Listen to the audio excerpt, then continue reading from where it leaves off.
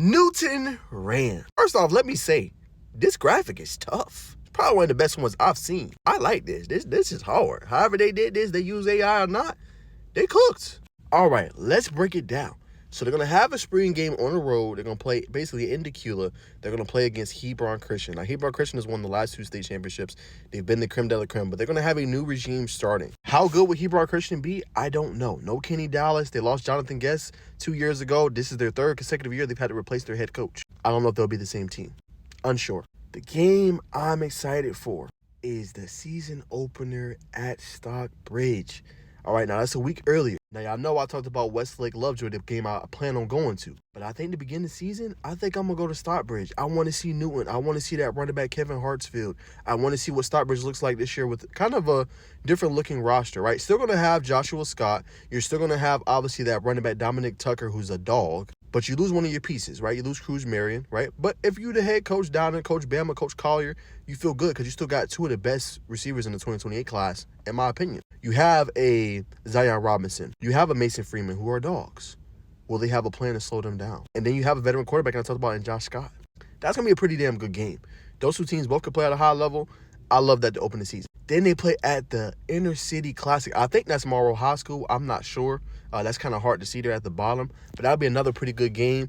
Obviously playing against Douglas County at 8 p.m. Now, that might be a game or a situation where they have games all day. Because I think Lovejoy plays that same day as well, if I'm not, or actually on the 22nd. So, playing against Douglas County, that's a good test for both teams, right? Measure well in the team, see where you at, measure up, and that's what I love about this year across the board, right? It ain't just Newton, it ain't just Creekside, it ain't just Lacey Hughes, it ain't just Westlake, and it ain't just Sandy Creek.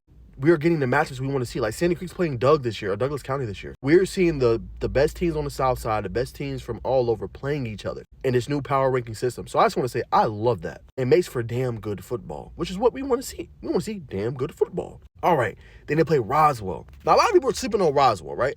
The key for the Hornets is getting the quarterback position right. That roster is deep and loaded. They got Nick Daniels, right? They got Sean Smith. Pearson Nagala just transferred over. I know they got, obviously, Woody Schletti, right, who came over from Alpharetta.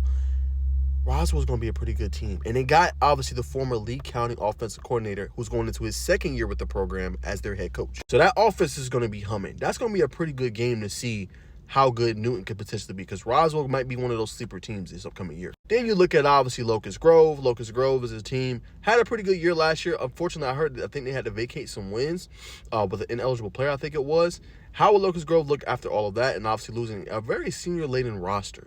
That's going to be a big question to obviously see. But that game is at home at Newton High School on Covington Highway. Then they play Warner Robins. Warner Robins hasn't been the same team. We know about their head coach. Obviously does a fantastic job, but they've produced talent, right? They've produced the Isaiah Kenyons. They've produced some of these top-tier players. They produced the Rashawn Dinkins, the Isaiah Gibsons. But who's up next for Warner Robins? Who's going to be the next, great player for them?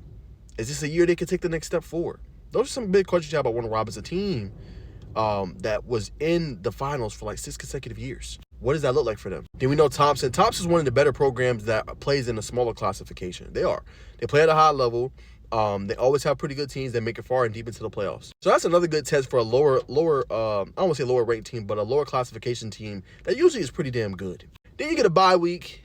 Then you get the matchup. Westlake. On the road, in Atlanta, in the Metro, near Douglasville. First off, I love that matchup. That matchup should be dandy. Should be good. 2 really good teams. Love it. We'll find out how good you are. And then that's basically their last non-region matchup because Westlake doesn't play in their region. Then you have region play. Rockdale, obviously a team that's improving, but you should be able to handle business on the road. The kryptonite of Newton has been the Grayson Rams. Now, Grayson Rams have a new, obviously, head coach. Jatavius Bryant's now at Gainesville, so they will have a new regime with Greg Carswell, but he's a damn good coach, especially on the defensive side of the ball. And they're a very senior-laden group. If this is the year to get Grayson, this is the year to do it because they have a new head coach. If you're going to do it. So that one, October 16th, circle. We'll see what happens there. Then they have a bye week again. Pretty good bye week, obviously, to have. Then they play, obviously against Archer. There were some rumors that several programs were after their head coach, Dante Williams. But it looks like he's going to stand pat where he's at. We'll see how good Archer will be. When they're good, we know that region is a lot better than what it is. So I would say overall, pretty good schedule for the Newton Rams. My win-loss ratio, I'm going to give Newton, I'm going to go 8-2. I'm gonna go 8-2. I think at the worst case they go 7-3. I'm between both of those, right? I think they lose to Stockbridge. I think they get a win against Douglas County, go 1-1. Roswell's team is going to be the third game in. They should be able to handle business, go 2-1. They should beat Locust Grove and Warner Robins. I got them losing to Thompson, right? But at that point, they should be like 3-2 or 4-2, right? Westlake, you should be able to handle business. Rockdale, you should be able to handle business.